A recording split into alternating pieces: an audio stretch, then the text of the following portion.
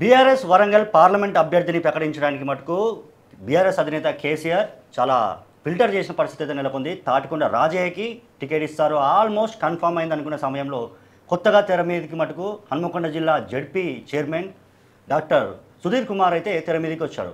ఎందుకు అనూహ్యంగా కేసీఆర్ ఈ నిర్ణయం తీసుకున్నాడు? అసలు సుధీర్ కుమార్ అనేటైన ఫేమ్లోనే లేడు, ఎందుకు సడన్గా ఫేమ్లోకి తీసుకురావాల్సి వచ్చింది?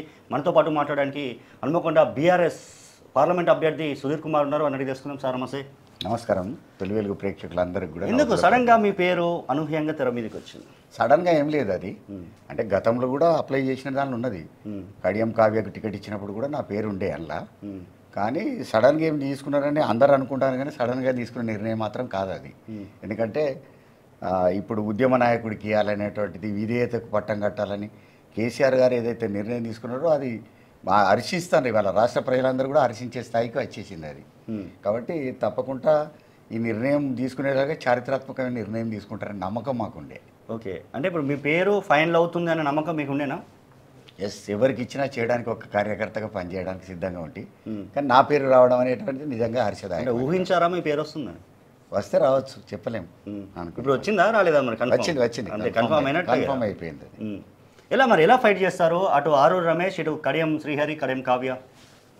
వాళ్ళకు నాకైతే పోటీయే కాదు అసలు వాస్తవానికి. ఎందుకంటే వాళ్ళిద్దరూ ద్రోహం చేసి ఈ బీఆర్ఎస్ పార్టీకి వెళ్ళి ద్రోహులు పోయిండ్రు.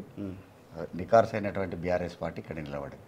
కాబట్టి పోటీలో వాళ్ళు మనకు పోటీ అయ్యే అవకాశమే లేదు అసలు. తర్వాత ప్రజలు కూడా ఏం చూస్తారంటే క్యారెక్టర్ చూస్తారు. క్యారెక్టర్ చూసినప్పుడు వాళ్ళిద్దరు ఒక తిరిగి చేసిండ్రు, ఈయన ఒకటి వేరే అనేటువంటి ఆలోచనకు వచ్చినప్పుడు వాళ్ళిద్దరికి వచ్చిన ఓట్లతో సమానంగా నాకు ఓట్లు వేస్తారు. అంటే మీ నమ్మకం అది? నమ్మకంగా వరంగల్ ప్రజలు ఏదైతుందో చారిత్రాత్మకమైన నిర్ణయం తీసుకోబోతాను రేపు. అది జరుగుతుంది. అంటే ఇటు బీజేపీకి కాకుండా అటు కాంగ్రెస్ కాకుండా ఓట్లు మటుకు బీఆర్ఎస్కి పడతాయని మీరు అనుకుంటున్నారా? తప్పకుండా పడతాయి. ఎందుకంటే 3 నెలల లోపటినే ప్రభుత్వ వ్యతిరేకత, ఇవాళ ఉన్నటువంటి కాంగ్రెస్ ప్రభుత్వానికి వ్యతిరేకత ఉన్నది. అదేవిధంగా కేంద్రంలో ఉండే ప్రభుత్వం కూడా ప్రజలకు ఏం చేయలే. ప్రజలకు ఏం చేయకుండా అంటే జిఎస్టీ పెట్టి నిత్యావసర ధరలు పెరిగి, తర్వాత అనేక రకాలైనటువంటి ప్రజాకంటకమైనటువంటి రైతు వ్యతిరేకమైనటువంటి ప్రభుత్వంగా అక్కడ కానీ ఇక్కడ కానీ జరిగింది అనేటువంటి విషయం సుస్పష్టం. అది అందరికీ తెలుసు. రేపు రాబోయే రోజులలో ఎవరు వస్తే ఏమైంది అనేటువంటి ఆలోచన కూడా ప్రజలు వస్తారు. ఇప్పటికే అధికారం కోల్పోయారు. ఇలాంటి తరుణంలో మీ గెలుపు విజయం దిశగా అడుగులు ఉంటాయని ఎట్లా చెప్తున్నారు? ప్రజాస్వామ్యంలో కూడా గెలుపోవటం చాలా చూసినాం. ప్రజాస్వామ్యంలో సాధారణంగా జరిగేది 5 గెలుపు లేకపోతే ఓటమి, రెండిట్లో ఏదో ఒకటి జరుగుతుంది. తప్పకుండా ఒకసారి ఓటమి జరిగినాం కాబట్టి తప్పకుండా ఈసారి గెలుపు సాధ్యం. కంప్లీట్గా స్కామ్లో చూస్తున్నాం. దాదాపు లిక్కర్ స్కామ్ అంటున్నారు, అటు కాళేశ్వరం అంటున్నారు, ఇలాంటి ఫోన్ ట్యాపింగ్ ఒకటి నడుస్తుంది, ఎన్నో ఇష్యూస్ నడుస్తున్నాయి. వీటన్నిటిని ఎదుర్కొని సుధీర్ కుమార్ ఎలా ఫైట్ చేస్తారు? వాటిని ఎదుర్కోవాల్సిన అవసరం నాకు లేదు ఒకటి. తర్వాత ఇక్కడ ఈ ప్రాంతంలో ఉన్నటువంటిది, తెలంగాణ ప్రాంతాన ఉన్నటువంటి ఒక ప్రజాప్రతినిధిగా ఇక్కడ వాళ్ళకి పనిచేసిన అవసరం ఉంటుంది. తర్వాత స్కామ్లు అనేటువంటిదంతా పబ్లిక్ మైండ్ డైవర్ట్ చేయడం కోసం చేసినటువంటి కార్యక్రమాలే తప్ప అసలు స్కామ్లు అనేటివి ఉన్నాయనేది లేదు. మేడిగడ్డ విషయానికి వస్తే కూడా అవినీతి జరిగిందని ఇష్టం వచ్చినట్టు మాట్లాడతారు. 86,000 కోట్లు, 1,00,000 కోట్లు పోయినాయని, 86,000 కోట్లు పోయినాయని చెప్తారు. అసలు మేడిగడ్డ ఒక ప్రాజెక్టు మాత్రం, ఆ కాళేశ్వరం ప్రాజెక్టులో ఒక భాగం అది. అందులో ఒక్క పిల్లర్ మాత్రం కుంగింది. అది కుంగిన దాని పట్ల చేయాల్సినటువంటి అవసరం ఉన్నది.